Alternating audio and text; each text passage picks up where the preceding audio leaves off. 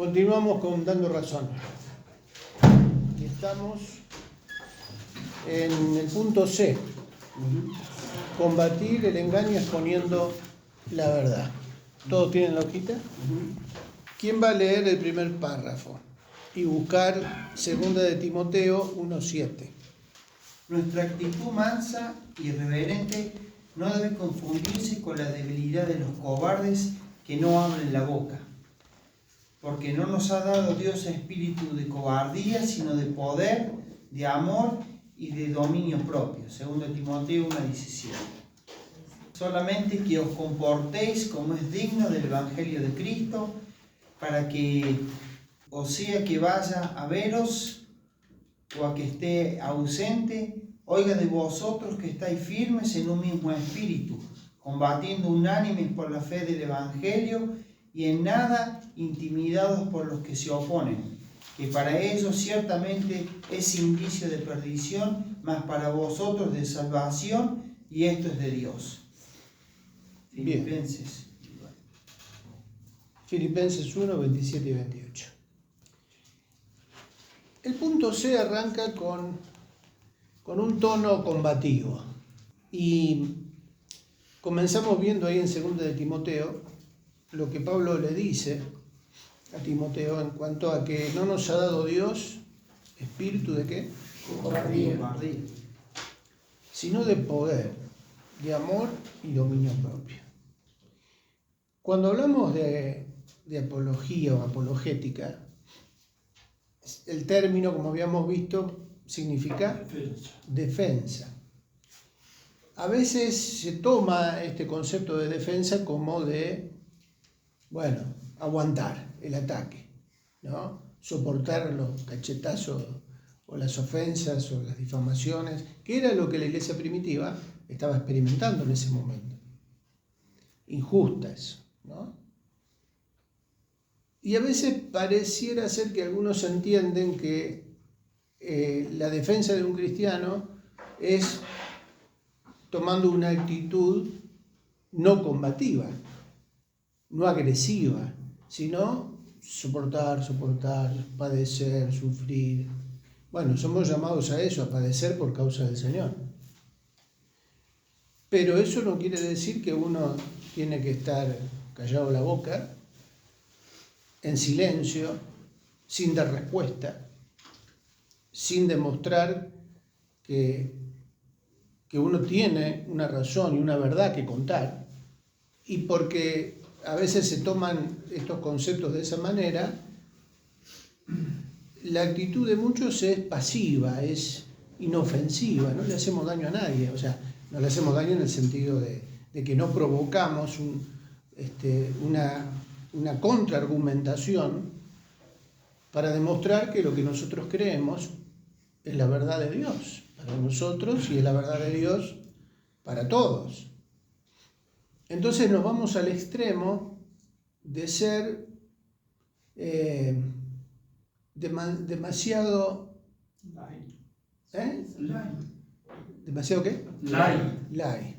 Livianito, suavecito, sin provocar ningún tipo de efecto con nuestro testimonio.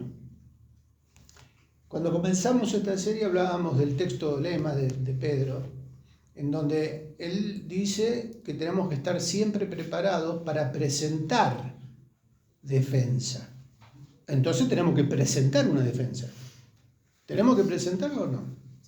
Tenemos que estar preparados para contraargumentar algo que se nos plantea o que se nos acusa injustamente o que se miente con un argumento falso. Si nosotros tenemos la verdad o tenemos respuesta para algún planteo que se nos hace, ¿nos vamos a callar la boca? ¿No vamos a decir nada? Si tenemos el arma para contraatacar. Dios nos dio la espada del Espíritu, que es la palabra de Dios. La espada no es un elemento defensivo, es el arma de ataque. O sea, tenemos el escudo, tenemos el yelmo, tenemos el resto de la armadura para evitar daño, pero también tenemos una espada que tenemos que aprender a usar. Entonces, ¿de qué se trata el asunto acá?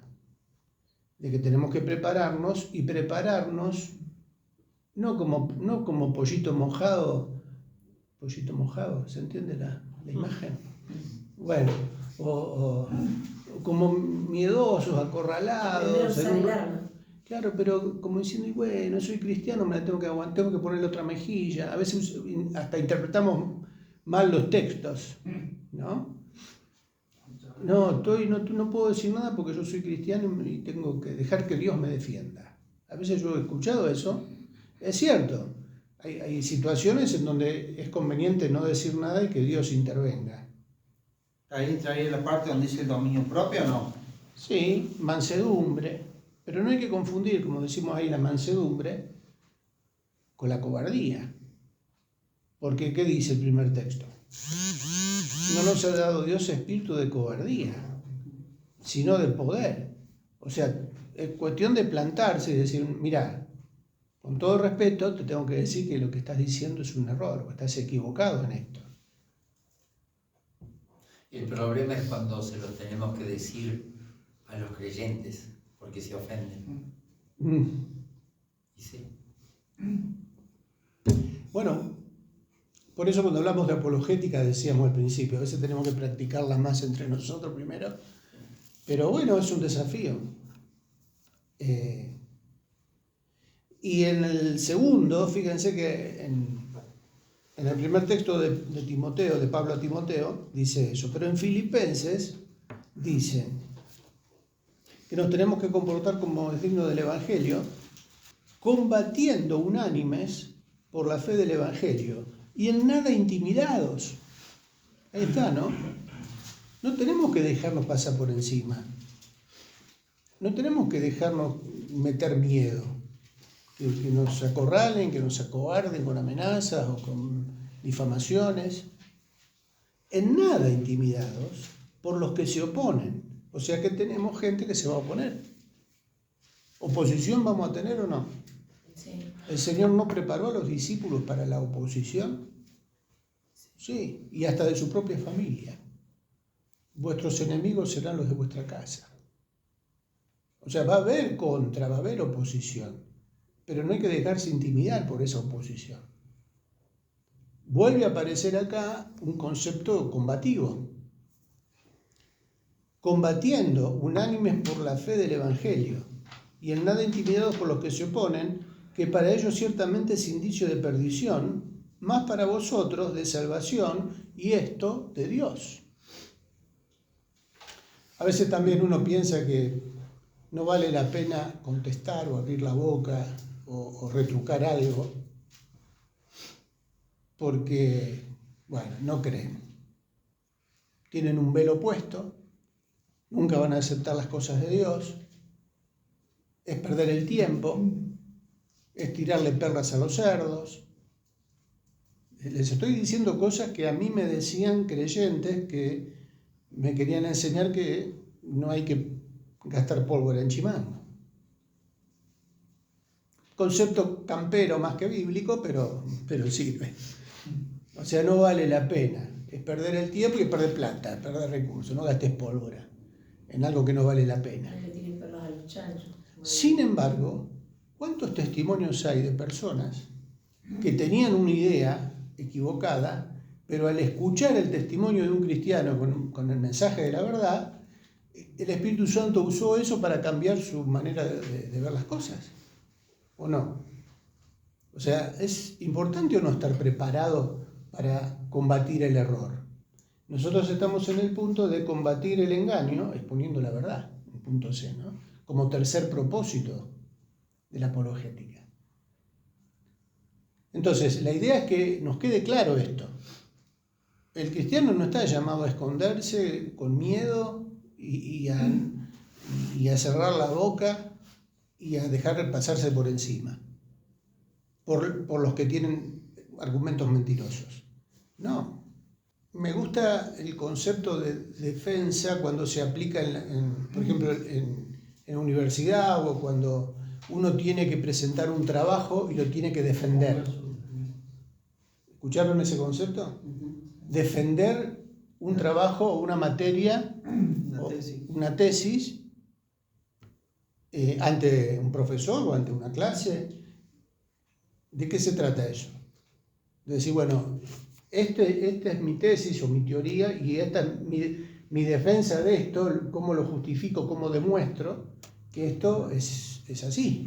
Tengo que presentar en mi trabajo las pruebas, la documentación, o sea, todo el argumento para defender la tesis.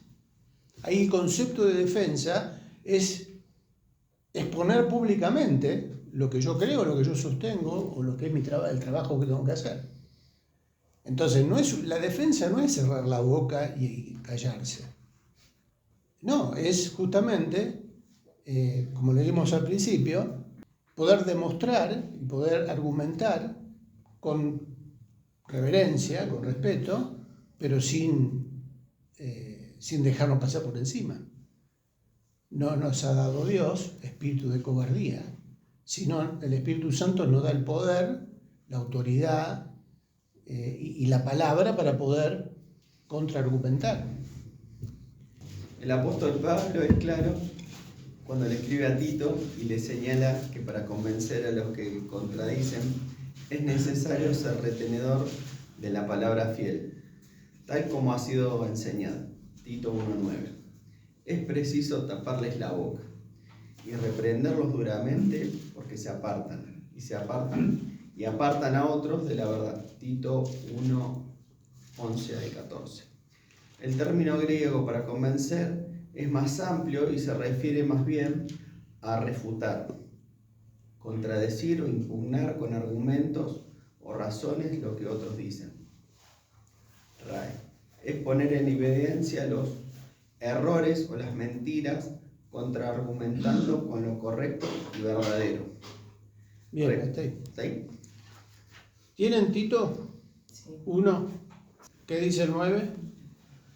Retenedor de la palabra fiel, tal como ha sido enseñada, para que también pueda exhortar con sana enseñanza y convencer a los que contradicen. Convencer con sana enseñanza y A los que contradicen, exhortar, que pueda exhortar con sana enseñanza. ahí mismo en Tito del 11 al 14.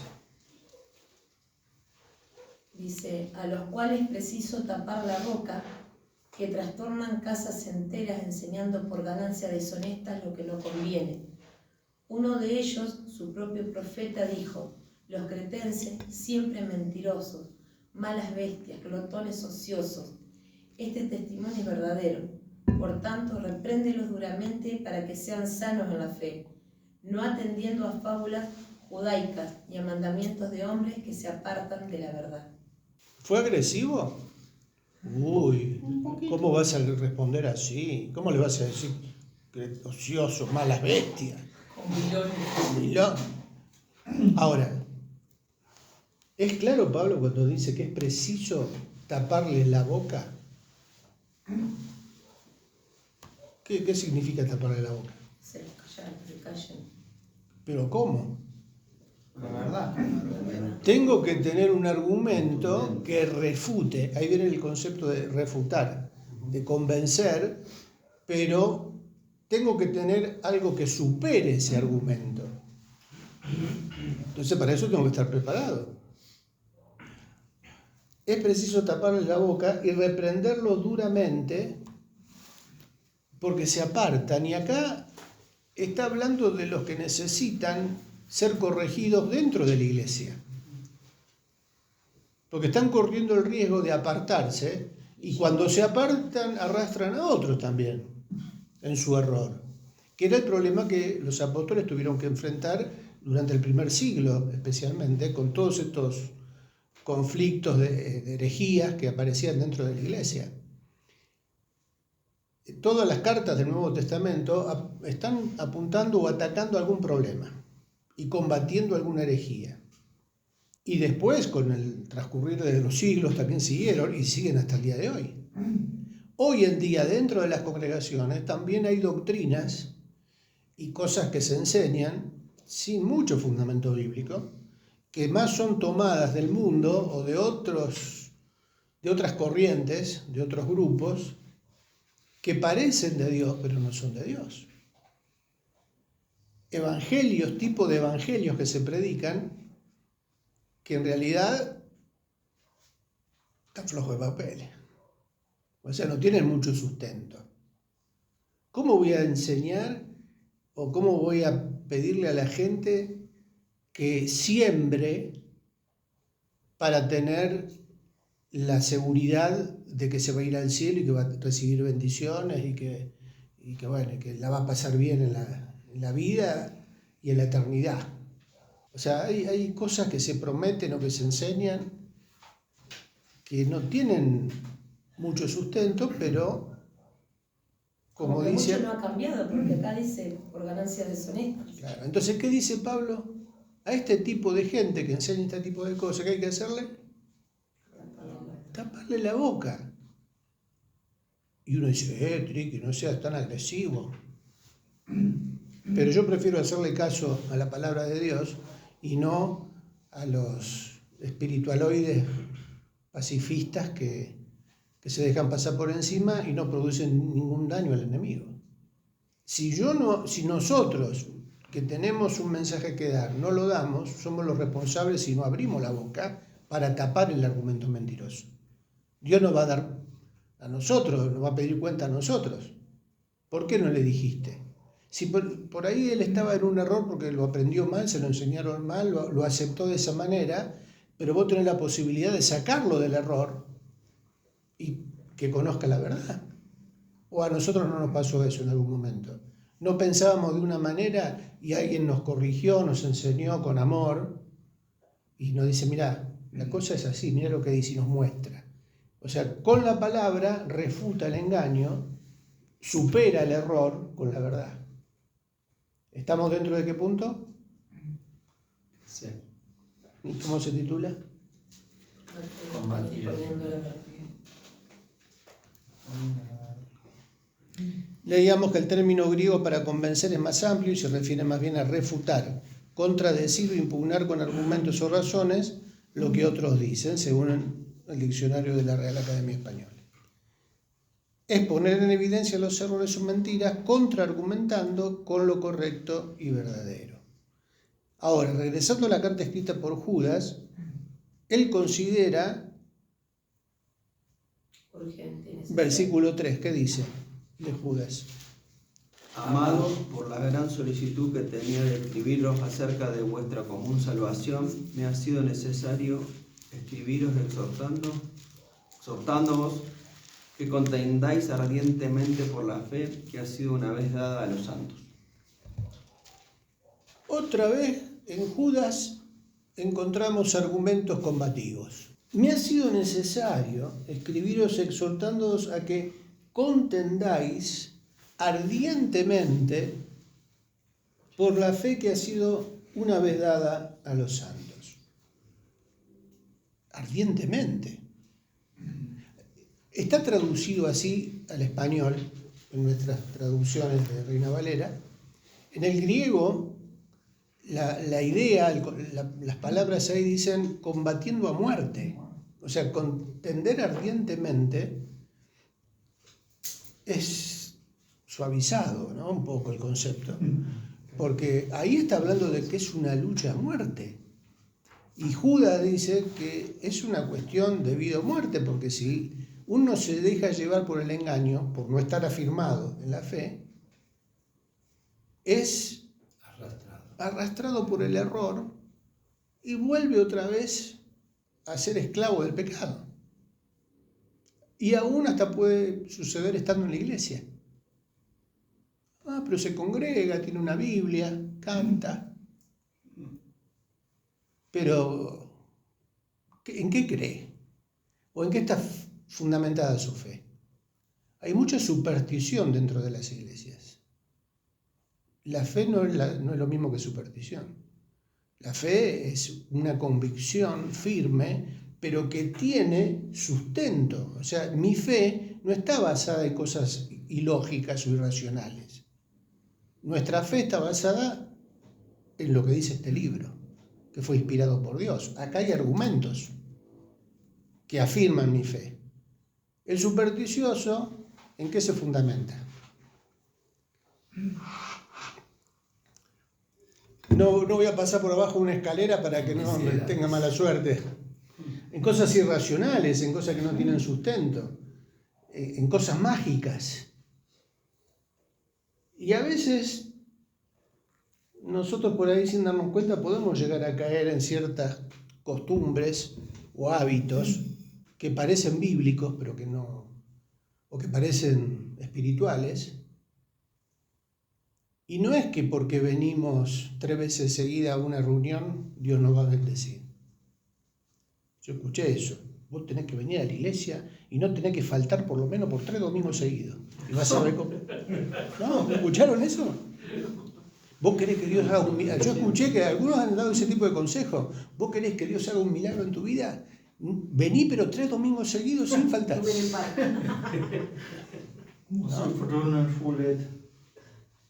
Pero o sea, yo lo escuché en iglesias cristianas evangélicas.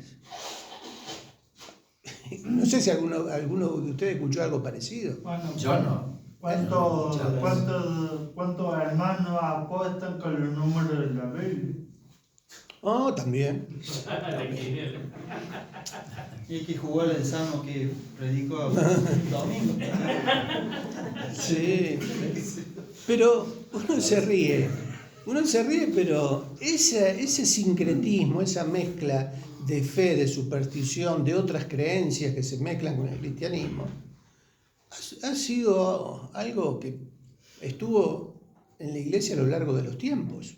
Cuando los conquistadores vinieron a América para congraciarse con las comunidades nativas, aceptaban ciertas cosas que ellos practicaban, les permitían, con la excusa de decir, bueno, ya los vamos a ir convenciendo, pero hasta el día de hoy convive el carnaval con la Semana Santa o con prácticas, ¿no? y santos nativos. Los signos del zodíaco. Que el Gauchito Gil, no me toqué al Gauchito Gil. El Gauchito Gil le robaba a los pobres para darle a los ricos.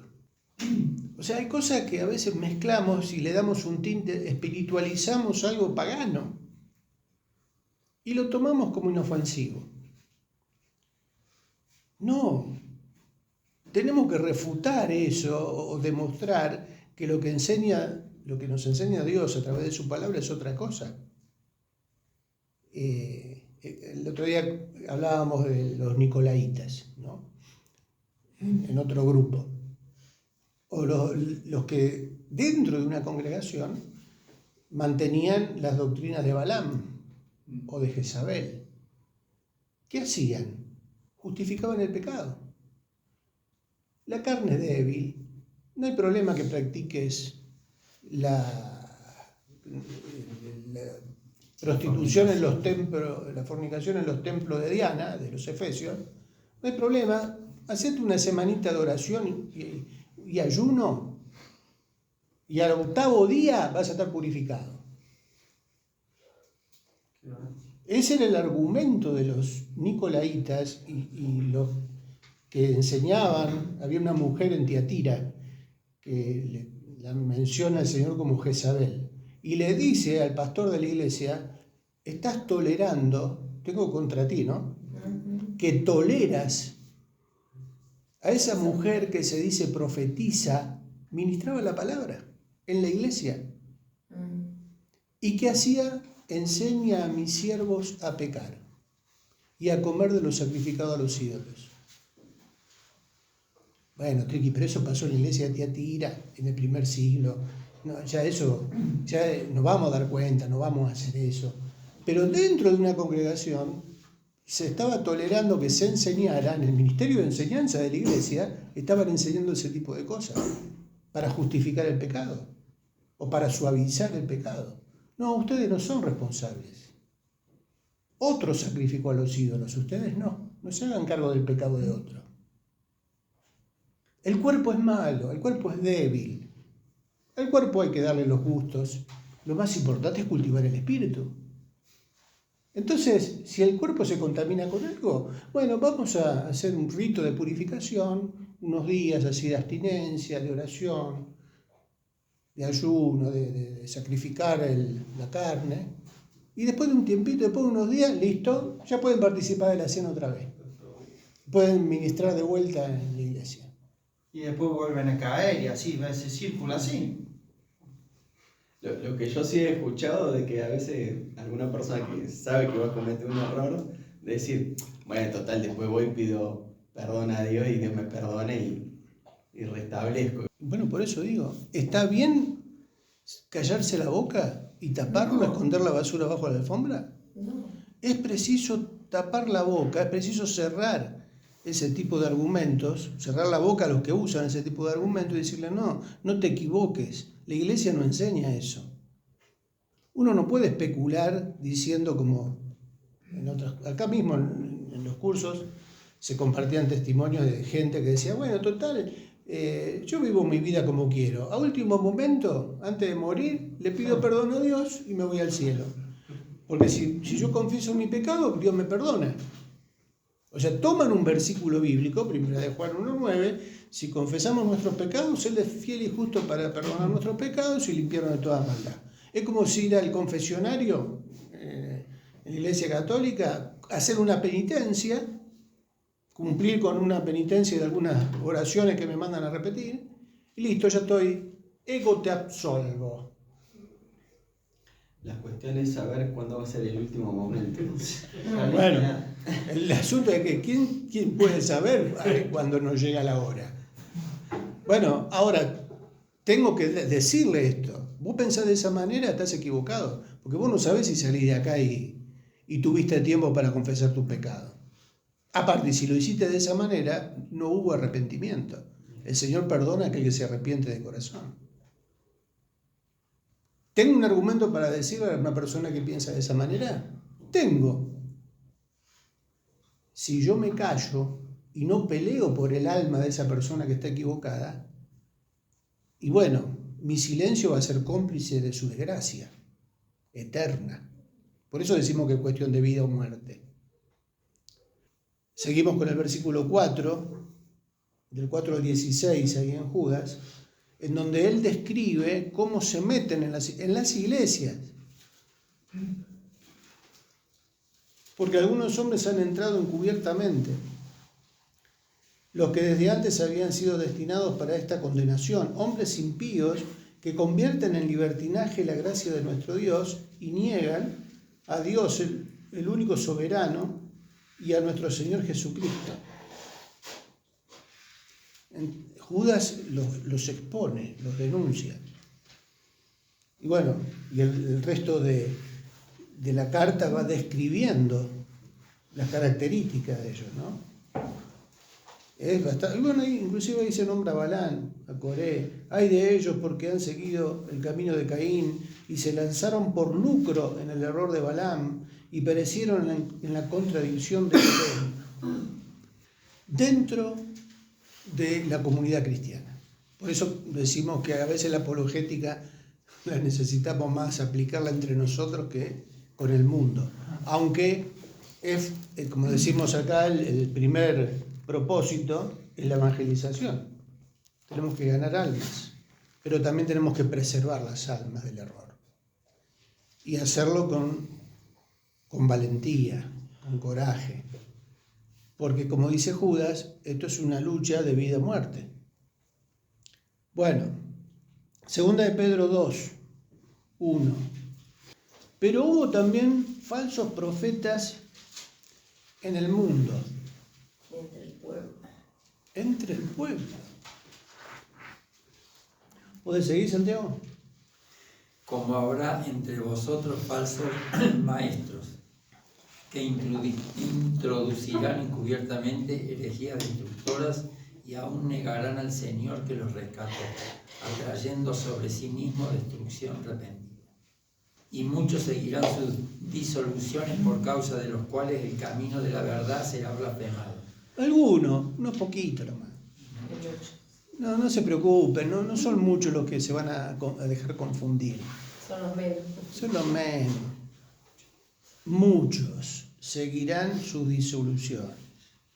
Y por avaricia harán mercadería de vosotros con palabras fingidas, Sobre los tales ya de largo tiempo la condenación no se tarda y su perdición no se duerme. Por avaricia harán...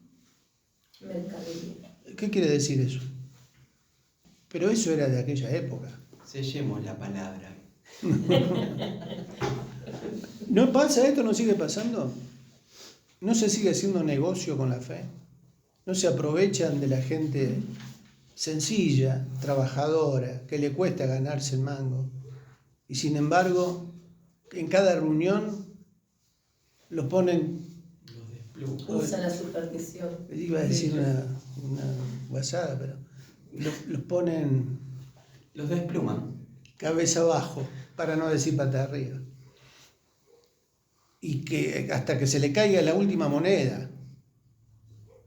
Y hasta te hacen sentir con culpa si no pones. Por avaricia serán mercadería de vosotros, con palabras fingidas. Sobre los tales, ya de largo tiempo la condenación no se tarda y su perdición no se duerme. Dios no hace la vista gorda a los que negocian con la fe. En algún momento el juicio de Dios va a caer sobre sus vidas. Ahora, ¿cómo combatimos eso? Por algo se advierte en la Biblia, por algo está escrito. Cuidado con los que hacen mercadería de ustedes con palabras fingidas. Ahí hay una intención deliberada de aprovecharse de la buena fe de la gente. Hay que decirle que si no se arrepiente se van al infierno. Hay una condenación que está reservada para ese tipo de personas que engañan a otros. Y los otros que son engañados piensan que está bien lo que hacen y después lo replican o lo reproducen en otro lado. No, hay que decirle, no, mira, esto no es así. Si no te arrepentís, va a haber juicio de Dios sobre tu vida y no se duerme, dice. La condenación para ese tipo de personas va a suceder tarde o temprano, pero va a caer ese juicio. O sea, no es chiste. Ahora, ¿cómo? Para terminar. Judas. Final de Judas. Vamos a ver del 17 al 23. ¿Qué dice? Pero vosotros, amados, tened memoria de las palabras que antes fueron dichas por los apóstoles de nuestro Señor Jesucristo, los que os decían, en el postrer tiempo habrá burladores que andarán según sus malvados deseos. Estos son los que causan divisiones, los sensuales que no tienen al Espíritu. Pero vosotros, amados, edificados sobre vuestra santísima fe, orando en el Espíritu Santo, conservados en el amor de Dios, esperando la misericordia de nuestro Señor Jesucristo para vida eterna.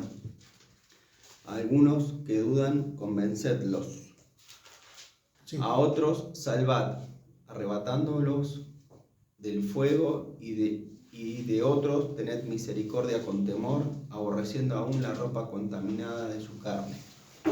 Wow.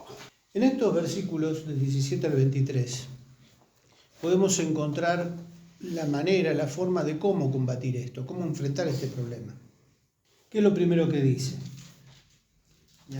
Pero vosotros, hermanos, no del 17 al 23, lo que leyó recién. Recordad la palabra.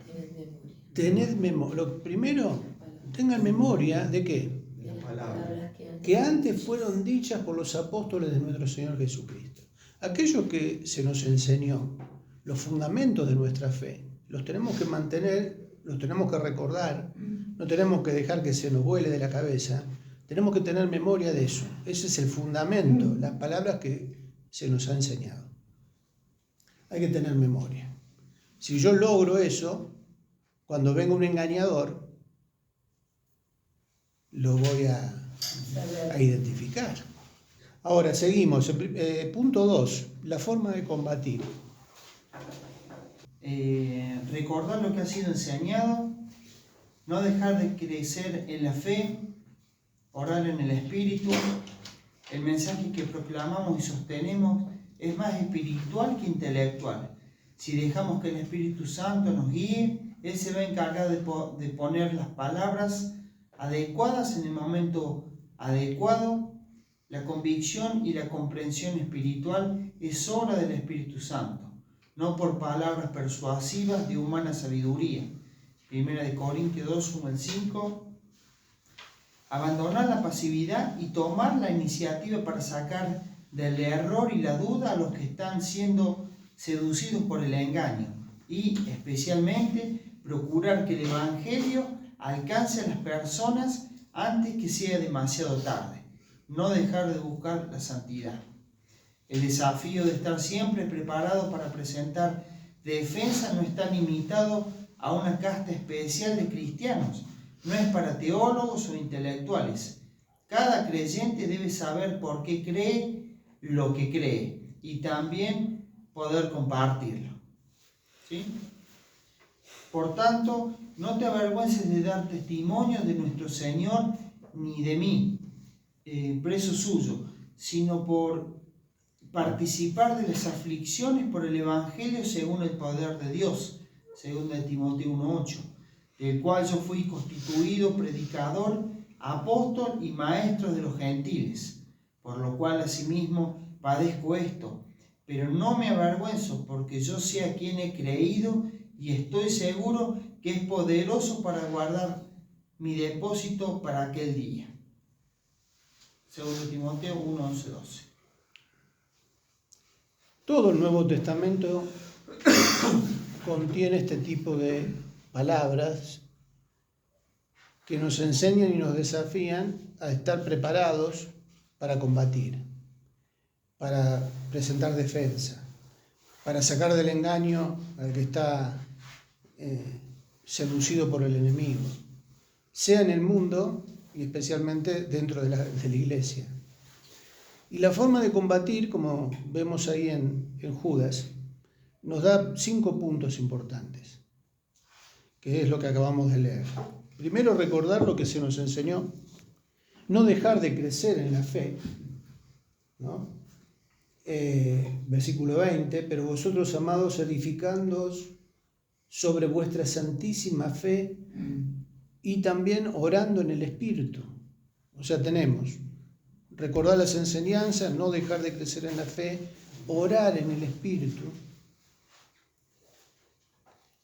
abandonar la pasividad, y es acá donde vemos ahí en el pasaje de Judas, el 22 dice, algunos que dudan, ¿qué hay que hacer? Si están dudando, mi responsabilidad es tratar de que se convenzan y que se afirmen. Ahora, ¿cómo lo dice Judas? ¿Cómo aparece ahí? Imperativo. ¿Es una opción? Si tenés tiempo, si querés, si tenés ganas. ¿Cómo lo plantea Judas? Si uno ve lo que está pasando y ve el riesgo en el que está, hay que ir. O sea, no hay que esperar de sentir en el Señor que me dé, o de que Él lo sienta. Ya el Señor lo va a tocar. Déjalo. No, ¿Dice déjalo en algún momento? no. Cuando tengas Convencelo porque está en riesgo. Y después dice, a otros salvad. No, te estás equivocado. No, eso no debe estar inspirado por el Espíritu Santo, porque el que salva, ¿quién es? ¿No usamos esos argumentos? Sin embargo, acá dice también en imperativo, salvalo, hacé algo, tirale vos tenés el salvavidas en tu mano, se está ahogando. Lógicamente, sabemos que el que salva es el Señor por la obra del Espíritu Santo, no es por convencimiento o por la habilidad de dar un argumento para rebatir el otro, y entonces ¿quién se lleva el mérito? El apologista que sabe manejar un argumento. No, eso no lo salva. El que salva el alma es Dios. Pero utiliza.